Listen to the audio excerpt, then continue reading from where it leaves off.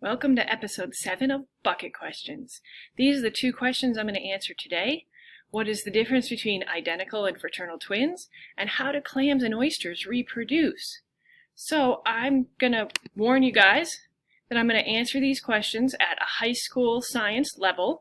So parents, you might want to preview this video before letting your younger students watch it. I'm going to say some words, and here are the words. I'm going to use the terms ovaries, fallopian tubes, uterus, sperm, egg, internal fertilization, external fertilization, and maybe a couple more. I'm also going to draw some not very good diagrams of a typical female internal reproductive system. So just wanted to let you guys know about that so you can choose whether or not to let your children watch this episode. Okay, so here comes my drawing. See if I can get my smartboard to work. Oh, don't do that.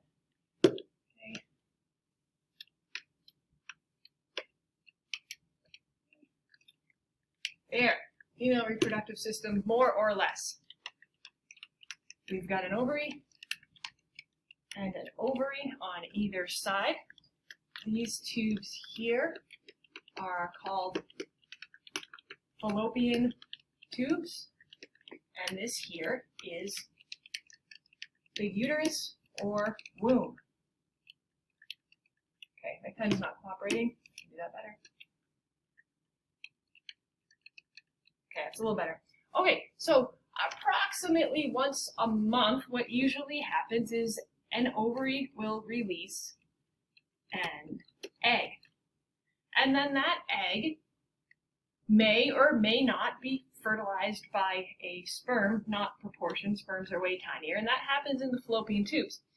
And if that egg is fertilized by a sperm, then it has a chance of implanting in the lining of the uterus and developing into what is known biologically as a fetus. So we'll get to that in a moment. Now, sometimes what happens is that for some reason, each ovary releases an egg in the same month. And that's a really low chance. Some families are more genetically prone to that happening than others. And sometimes, if that happens, there is a possibility that each egg will be fertilized by different sperm, and then each egg can then be implanted into the uterus. And so if we have 2 different eggs and 2 different sperm, then that's going to could lead to 2 different fertilized eggs that then have a chance to be implanted and develop into new individuals. And this is what happens with fraternal twins. And the word fraternal means brothers, brotherly, and fraternal twins have approximately pretty much the same genetic similarity as other siblings. So we have a family in the high school right now who have fraternal twins, and those 2 boys are not any more genetically related to each other than they are to their other brothers, even though they did share a womb together. So it's the same genetic similarity as other siblings. Now that's very different from identical twins. So with identical twins, what happens is that we have 1 egg and 1 sperm, again, not to scale, that is going to create 1 fertilized egg. Now, if the fertilization is successful and all the genetics are working out properly, which they don't always, then what happens is that fertilized egg then starts to divide. So right now it's 1 big cell, and then it will divide into 2 cells, and then 4 cells, and then 8 cells, and then 16 cells, and so on until there's a whole cluster of cells. And then that cluster of cells has a chance to implant into the uterus wall and develop. However, and usually what happens is this whole ball of cells stays together, and that doesn't actually look like a ball of cells, so I'm going to try to draw it a little bit better. Now it kind of looks like a basketball, but that's really probably a better diagram of more of what it looks like, except they're probably more circles. Now sometimes what happens in one of the early divisions, when the cell is dividing, sometimes, for some reason, that ball of cells doesn't stay together as one whole cell.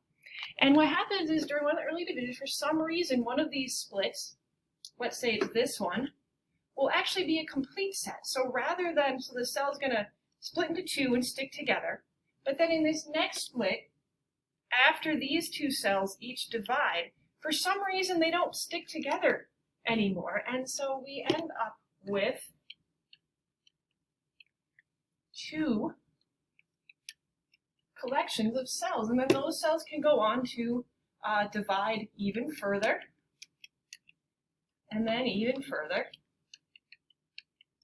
But since they're two individual cells, then they can go on to make two individual fetuses.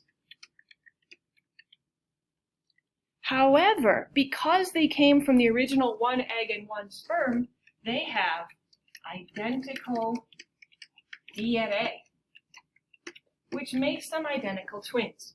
Now, at this point in a cell's development, these cells are known as unspecialized, which means they can become any cell in the whole body. They really haven't been programmed yet, if you want to think of it that way. And so since these cells haven't been programmed yet, that means that all of the DNA in each of these 8 or 16 cells, depending on how you want to count it, is still very much active. And so it still has a chance to develop into a totally normal individual that isn't necessarily going to be missing any body parts, because they haven't decided yet if these cells are going to be a skin cell or a muscle cell or a heart cell or a brain cell or blood cell or anything like that. So that's how identical twins end up forming versus fraternal twins. So now for our next question on clams and mussels. And one of the things that I want you guys to keep in mind is that there is a lot more animals than we really think about here on this earth. We tend to focus, because we are mammals, whoop, not black, black's not going to show up, let's try green.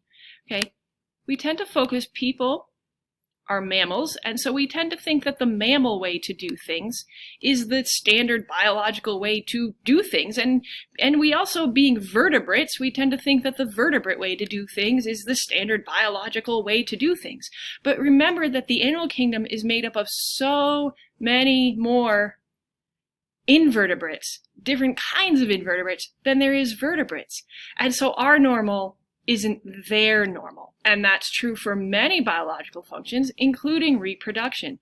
All of these other animals have very different ways of reproducing than the standard mammal way of reproducing.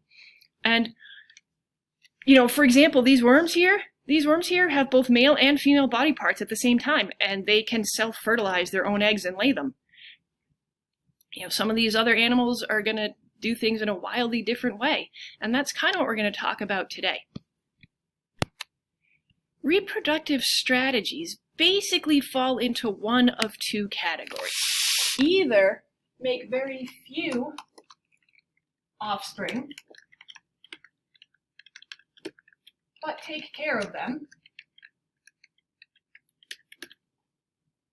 and that tends to be what we as mammals think of as the normal way to do things. If you take care of them, they're more likely to grow up and survive without much harm. But there's another very legitimate strategy that other animals use, and that strategy is to make very many offspring, like these fish fry over there, and not actually take care of them.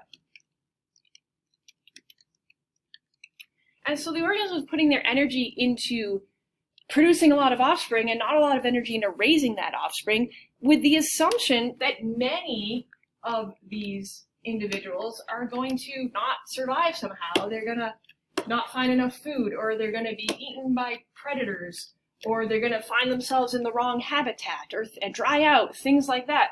And that there's only going to be a few that actually survive and grow up.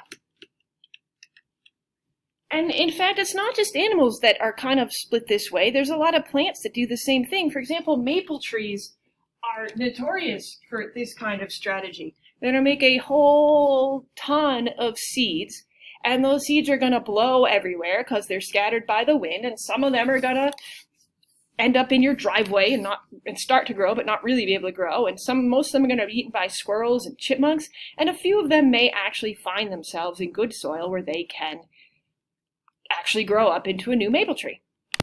And another reproductive strategy that differs between different kinds of animals is the fertilization process. Again, we as mammals are very much used to internal fertilization. But there are many animals, for example, these frogs, and lots of other aquatic animals, including fish and sea stars and things like that, that actually have external fertilization.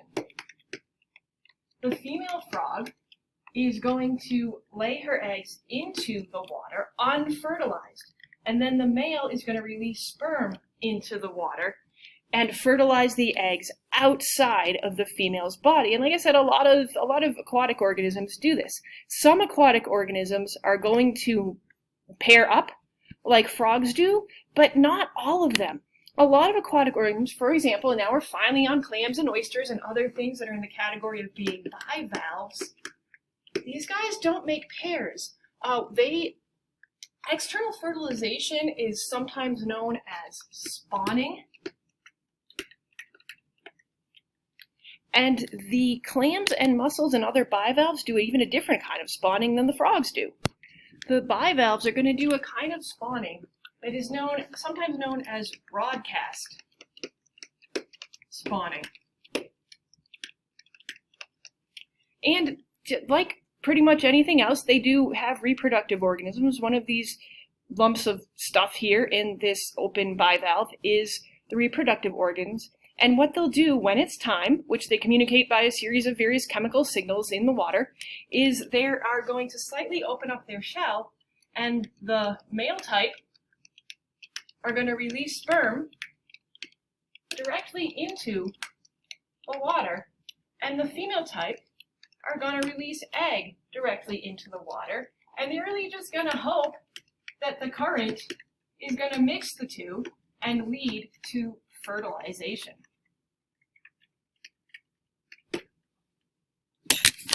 And all of this seems really weird to those of us who are just used to what we think of as the normal way of doing things biologically. But this kind of broadcast spawning is really, really common in the animal kingdom. And there's so many other variety of reproductive strategies that animals use.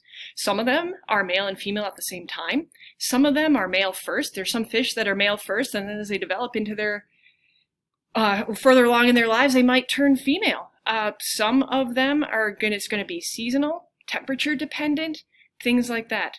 So there are lots and lots of ways to reproduce, and we might think that clams do it weird, but to them it's totally normal.